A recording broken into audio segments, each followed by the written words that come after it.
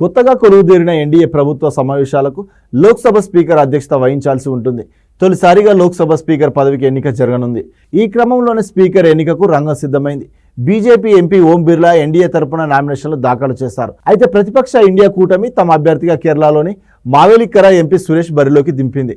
దీంతో స్పీకర్ పదవికి ఇవాళ ఎన్నిక జరగనుంది. నూతనంగా కొలువుదీరిన పార్లమెంటులో ఉభయ సభల సంయుక్త సమావేశం నిర్వహించేందుకు లోక్సభ స్పీకర్ పదవి ప్రాముఖ్యతను సంతరించుకుంది. ఈ నేపథ్యంలోనే ఎన్డీఏ అభ్యర్థికి మద్దతు ఇవ్వడానికి ప్రతిపక్షాలు ససిమేర అనడంతో స్పీకర్ పదవికి ఇవాళ ఎన్నిక జరగనుంది.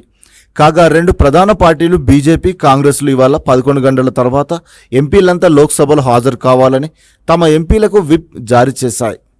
సభ వాయిదా పడే వరకు లోక్సభలోనే ఉండాలని, పార్టీ నిర్ణయానికి కట్టుబడి ఉండాలని కె సురేష్ ఎంపీలకు సూచించారు. సభకు హాజరు కావాలని అటు Telugu Desam party chief Harish Balayogi 3 line తమ ఎంపీలకు విప్ జారీ చేశారు. ఎన్డీఏ స్పీకర్ అభ్యర్థికి అనుకూలంగా ఓటు వేయాలని ఆయన ఆదేశాలు జారీ చేశారు. లోక్సభ స్పీకర్గా బీజేపీ ఎంపీ ఓం బిర్లా నియామకంపై ఏకాభిప్రాయం కుదరకపోవడంతో స్పీకర్ పదవికి ఎన్నిక అనివార్యమైంది. డిప్యూటీ స్పీకర్ పదవి ప్రతిపక్షాలకు కేటాయించాలని ఇండియా కూటమి సభ్యులు పట్టుపట్టారు. కానీ ఈ విషయంలో బీజేపీ నుంచి ఎలాంటి స్పష్టత రాకపోవడంతో తమ అభ్యర్థిని నిలబెట్టాలని నిశ్చయించుకున్న ఇండియా కూటమి కె సురేష్ను రంగంలోకి దింపింది. కాగా ఈ ఎన్నిక 1976 తర్వాత తొలి స్పీకర్ ఎన్నిక కావడం విశేషం.